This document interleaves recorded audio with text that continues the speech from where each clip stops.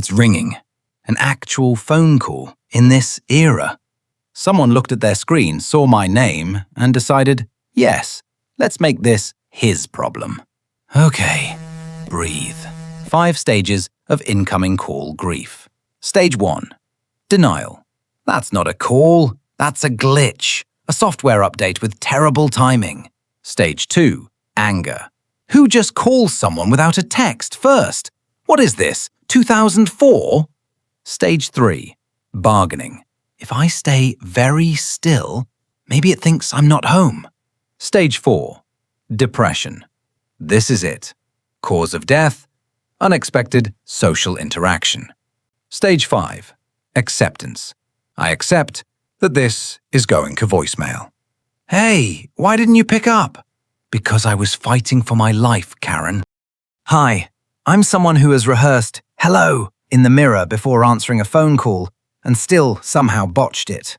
Today we're getting into the actual psychology of why some of us hear a ringtone and feel not connection, not warmth, but threat. Like our brain registers incoming call the same way it registers something is behind me in a parking garage. You didn't order this conversation, it just showed up. Like emotional DoorDash, except you can't leave a bad review. Let's figure out why.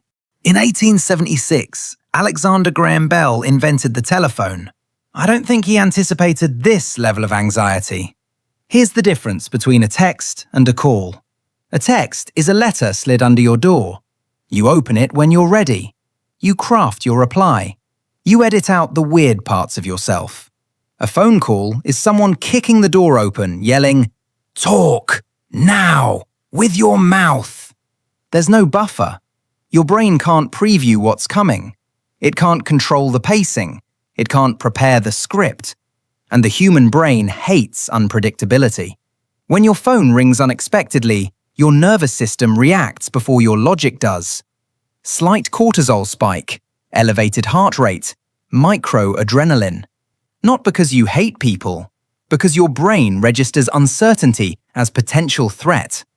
Think about it. If someone texts, "Hey, quick question," you can mentally prepare.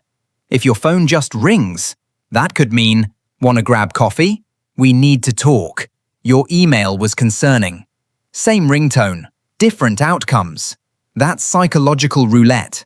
It's not the call, it's the surprise. Let's talk archetypes. 1. The anxiety gremlin.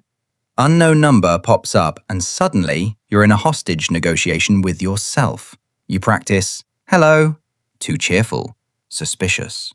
Too flat. Sounds like you're being monitored. Unknown numbers aren't calls. They're jump scares with caller ID. 2. The Time Lord. They say, "Got a sec?" That is a lie. You answer at 2:03 p.m.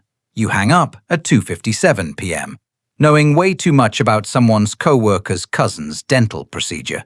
Every quick call is a time heist, and you are always the victim. 3.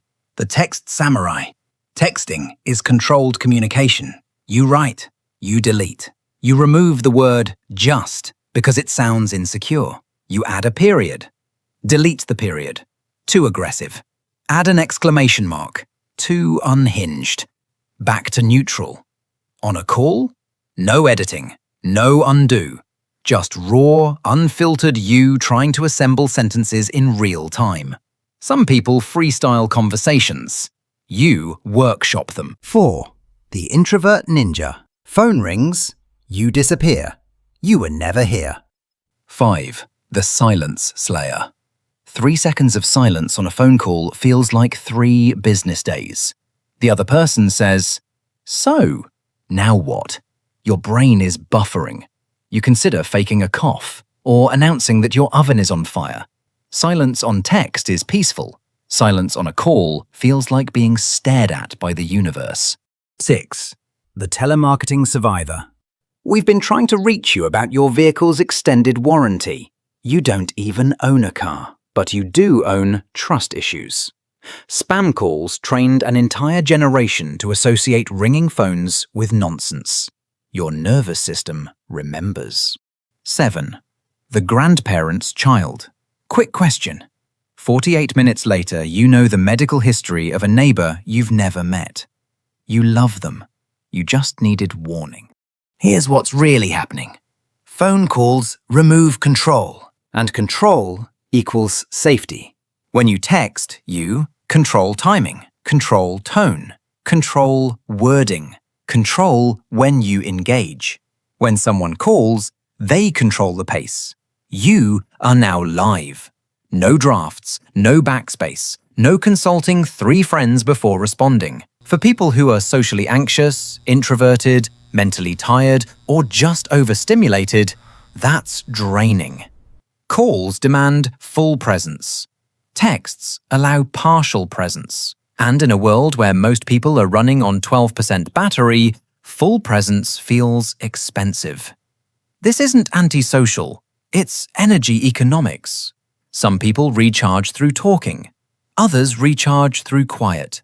If you're in the second group, an unexpected call feels like someone withdrawing from your emotional bank account without asking. Now, let's be honest. Some of you are dramatic. The person who watches the phone ring, lets it go to voicemail, and then immediately texts, "Hey, what's up?" You knew exactly what was up. That's not avoidance. That's choreography. And the "I'll call you" people, they say it casually, like it's a gift. It's not a gift. It's a scheduled adrenaline spike. I once delayed a 5-minute catch-up call for 11 days. I told them I was dealing with some things. I was watching a documentary about trains. I don't even like trains. We've all exaggerated our unavailability at least once. Or 12 times. Because we can't escape it entirely, hack 1. Redirect politely. "Hey, can you text me the details? I'm better in writing." Most reasonable people accept that. Hack 2. Schedule it. A planned call isn't an ambush. It's an appointment. Your brain can prepare. Hack 3. Train your circle. Respond warmly and quickly to texts. Be slightly slower with calls. People adapt faster than you think. And most importantly, recognize that the call you dread is usually fine. The anxiety lives in the anticipation, not the conversation.